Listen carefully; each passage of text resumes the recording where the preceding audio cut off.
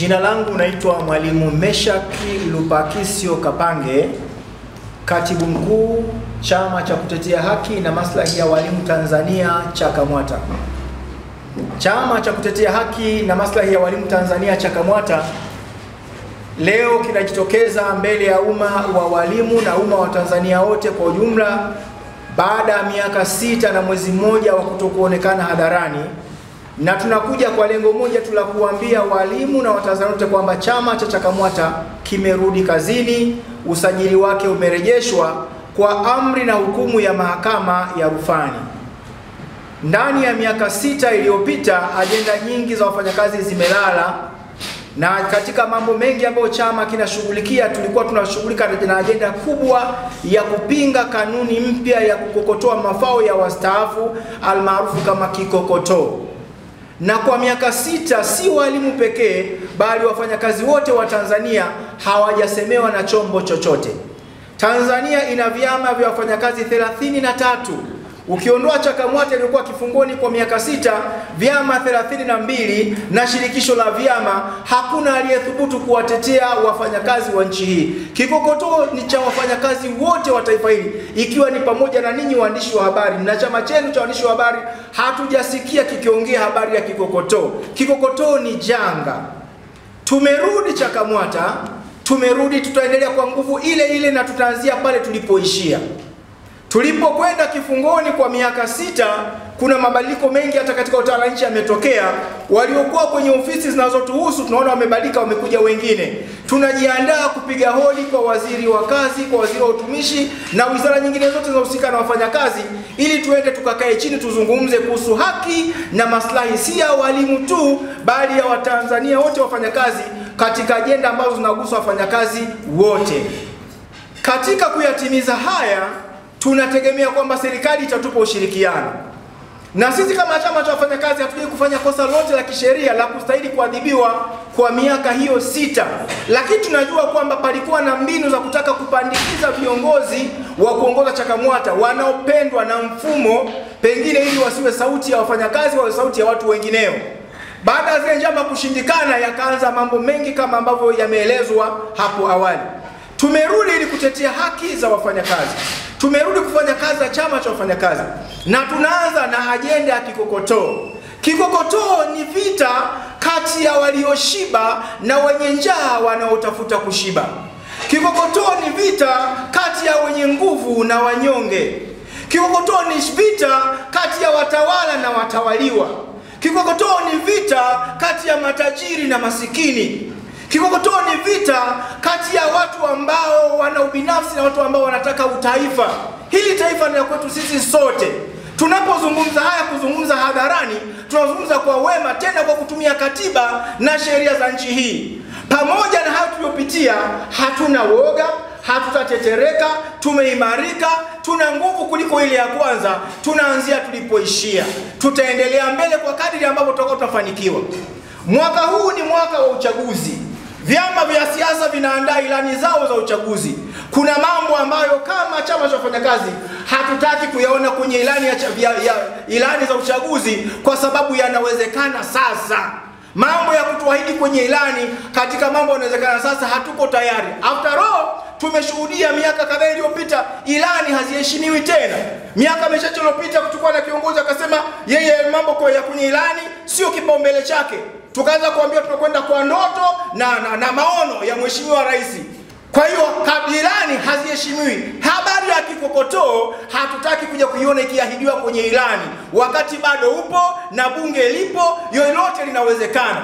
Watu wamekuwa kidanganywa kwamba zimerekebishwa kanuni, imepandishwa. Hebu tuambie hivi, kama wewe ni mfugaji, ulikuwa na ng'ombe wako mkubwa, umedhulumiwa ng'ombe kabakia mbuzi, alafu unaambiwa mbuzi ulipewa pembe, ulikuwa unapewa pembe na kwato, sasa unaongezewa na mguu mmoja afu unashangilia wakati ule ng'ombe hayupo. Au kama wewe ni mkulima, ulikuwa na gunia la debe 6, umepokwa debe 4, zimebaki debe 2, unaambiwa sasa utapewa robo au nusu ya debe 2, unashangilia. Tunataka gunia la debe 6, tunamtaka yule ng'ombe wetu mzima, ndio tumjadili tunataka posheni gani ya hiyo debe ya gunia ama posheni gani ya huyo ng'ombe. Tunaanza na ajenda hiyo, na tunaomba tusiahidiwe kwenye ilani zinazoandaliwa sasa kwenda kwenye uchaguzi mkuu, kwa sababu hayo ambayo yanawezekana sasa. Na kwa nini tuweka kipaumbele ajenda hii katika ajenda zaidi ya 20 ambayo CHAKAMWATA inazo? Tena zingine zimezaliwa toka kwenye tawala zilizopita. Niwakumbushe Watanzania, tulikuwa na kitu kinaitwa Mpukuta, kama mnakumbuka, nyakati za awamu ya 3, mkakati wa kupunguza umaskini na kukuza uchumi. Wafanyakazi walibaguliwa kwenye sera ile ya kupunguza umaskini na kukuza uchumi, na yako mengine mengi zaidi ya 20. Lakini tumekomana hilo kwa sababu linamwathiri mfanyakazi wa leo wa Tanzania, leo na kesho. Wakati dunia nzima kila mahali inafanya juhudi za kukuza kipato cha mwananchi wake, ni ajabu Tanzania tunafanya juhudi ya kupunguza kipato cha Mtanzania, kipato cha mfanyakazi. Tumerejea kwa nguvu ile ile, tunaanzia tulipoishia. Tunapiga hodi kwa waziri wa kazi, tunapiga hodi kwa waziri wa utumishi, tunapiga hodi kwa Mheshimiwa Rais, tunaomba audience ya kuonana nao ana kwa ana kuyazungumza mambo haya. Kikokotoo kilichopo ni kwamba hatutaki kumung'unya maneno, hatukitaki. Kikokotoo kilichokuwepo awali cha kukokotoa mafao ya kustaafu katika mfuko wa pensheni wa PSPF uliokuwepo wakati huo na mfuko wa PLF uliokuwepo wakati huo, kanuni ile iliyokuwa inatumika kwenye mifuko hii miwili ndio ambayo tunaitaka. Kanuni hii iliyokuja tulishawahi kuizungumza kwa mara ya kwanza kuhusu kokotoo. Tuliongea na vyombo vya habari tarehe 13 mwezi wa 12 2018. Wiki mbili baadaye tarehe 28 mwezi wa 12 2018, Rais hayati Magufuli akaitisha kikao Ikulu kwa mara ya kwanza, kikao ambacho kilitambua vyama ambavyo viko nje ya shirikisho la TUCTA ili kujadili kikokotoo hicho. Na Magufuli akakipeleka likizo kipumzike kwa miaka 5 kisianze kazi, kichunguzwe tena. Lakini Mwenyezi Mungu akafanya aliyofanya. Miaka 5 kabla ya kuisha, mzee Magufuli akatutoka, amekuja Rais Samia, wakamrubuni, wakamdanganya, akakiwaisha mwaka mmoja kabla hakijatimiza miaka 5 ya kutafakariwa. Na ndani ile miaka iliyokuwa imepumzishwa hakikufanyiwa kazi. Tulikwenda wizara ya ofisi ya waziri mkuu, wizara ya kazi, ajira, vijana, watu wasiokuwa na ulemavu, kuzungumza nao. Katibu mkuu akasema hatuna intention hiyo, hakuna mchakato wote unaendelea bungeni wa kurekebisha hiyo kanuni. Hiyo kanuni inapunja mafao ya mfanyakazi wa nchi kwa 63%. Yani katika shilingi 100 za pensheni yako zimeondolewa shilingi 63, umebaki na shilingi 37. Hizo ndo anazungumza kwamba sasa tuchukue nusu, asilimia 33, asilimia 25 ya hicho kidogo kiduchu kichobakia. Hatutaki hiyo kanuni. Yani hatutaki kumung'unya maneno. Hatutaki hiyo kanuni. Tunataka ile ya awali ya PSPF na LYPF irudi. Lakini pia tuliomba tuende mjadala wa kitaifa. Kwa kuwa CHAKAMWATA tumerudi, tutajaribu kuorganize kuwa na mjadala wa kitaifa, tuitisha watu mbalimbali, fani mbalimbali, wasomi mbalimbali wa nchi. Tunashukuru wazee wa taifa hili bado wapo. Kina mzee Msuya bado wapo, kina mzee Sumaye bado wapo, kina mzee Warioba bado wapo. Tutawaalika tuwe na mjadala wa kitaifa wa nchi kuzungumza kwa nini tunafanya harakati za kupunguza kipato cha mwananchi wakati dunia nzima inafanya harakati za kuongeza kipato cha mwananchi wake. Sheria ya ajira na mahusiano kazini inatoa sifa za mtu anayestahili kuwa katika wanachama wa chama cha wafanyakazi, na inaeleza wazi kwamba mtu yeyote aliyehitimu mafunzo ya taaluma fulani, hata kama hana ajira, anazo sifa za kujiunga na chama cha wafanyakazi. Hao walimu wasiokuwa na ajira neto wanapaswa kuwa katika vyama vya wafanyakazi, lakini kwa hiari yao, si kwa kulazimishwa, kwa mujibu wa Katiba ya Jamhuri ya Muungano wa Tanzania. Wakiona kule neto inakuwa ni threat kwao kufanikiwi, tunawakaribisha CHAKAMWATA. Hata hivyo tuna provisions za miongozo ya nyaraka zetu kwamba wanakiongozwa na sheria yenyewe iliyotungwa na Bunge, wana sifa za kuwa wanachama wa vyama vya wafanyakazi. Kwa hivyo tunapotia maslahi haya, tunatetea hata hao ambao hawajapata ajira. Sisi tuko kwenye ajira leo, hakuna anayejua nini atamkuta kesho, ataondoka kwenye ajira, lakini bado atakuwa na sifa za kuwa kwenye chama cha wafanyakazi. Walipokuwa wanakisumbua CHAKAMWATA, wametufukuza hata kazi.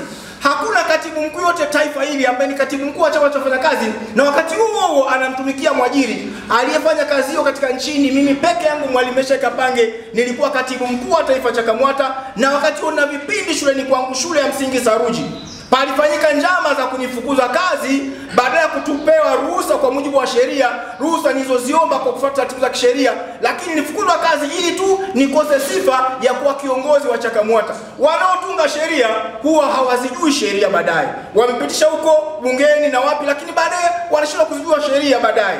Kwa hivyo ukiwa nje ya chama, nje ya ajira, unazo sifa bado za kuwa kwenye chama cha wafanyakazi. NETO wakisumbuliwa kwamba wasajiliwe, watasajiliwa kama nani? Chini ya wizara ipi? Kokote watakwenda kusajiliwa watakuwa ni NGO na watakosa sauti ya kuongea mambo ya ajira. Ili waongee mambo ya ajira watakuwa kuwa katika trade union. Chama cha CHAKAMWATA tangu mwanzo kimekuwa kinatetea hata hao ambao hawako kwenye ajira pamoja na walioko kwenye ajira. Kwa wale NETO tunawakaribisha wakiona vema kwa uhuru wao, kwa mtu mmoja mmoja, kwa jumuiya yao vizuri, kwa umoja wote wakiamua, CHAKAMWATA kinaweza kuwa ni mahali salama pa kuaddress issue zao, na kupitia CHAKAMWATA patakuwa ni mahali salama pa kutafuta audience ya kukutana na hizo mamlaka za serikali, na pengine hawatakuwa wao peke yao, watakuwa pamoja na sisi.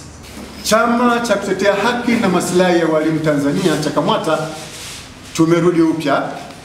Malengo yetu ni yale yale.